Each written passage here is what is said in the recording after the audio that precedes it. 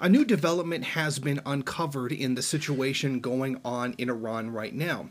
The Joint Threat Research Intelligence Group, which is part of one of Britain's intelligence agencies, whose job it is to create sock puppet accounts to create fake content on social media, has been found to be doing just that. Their stated objective is dirty tricks to destroy, deny, degrade, and disrupt enemies by discrediting them. That's right. Fake news is actually being produced by the British government through one of its intelligence agencies to try to undermine Iran, and the situation is going through right now.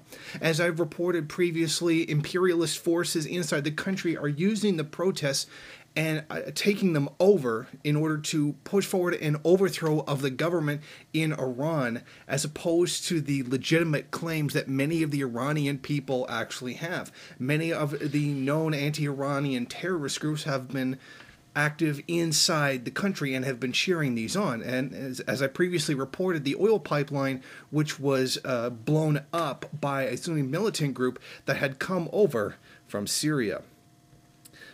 Now, this is a part of what's not being covered by the mainstream media. Of course, this is one of those things that's part of their narrative that they want to push. Meanwhile, we've got the United States and the UK as well crying about so-called fake news from Russian bots on Twitter.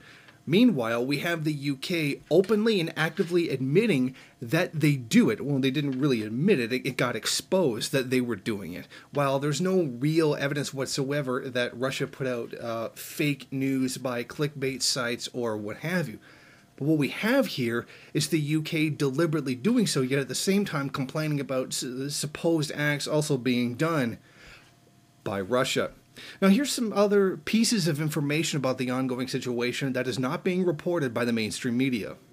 Iranian students are found praying at the gates of the Tehran University, which was the scene of about 70 anti-regime protest group yesterday.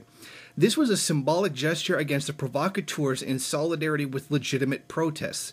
The writing on the wall, it says, "Your deceit has no place in university." A crowd of 100 attacked a military base with firebombs. Defenders warded them off with warning shots.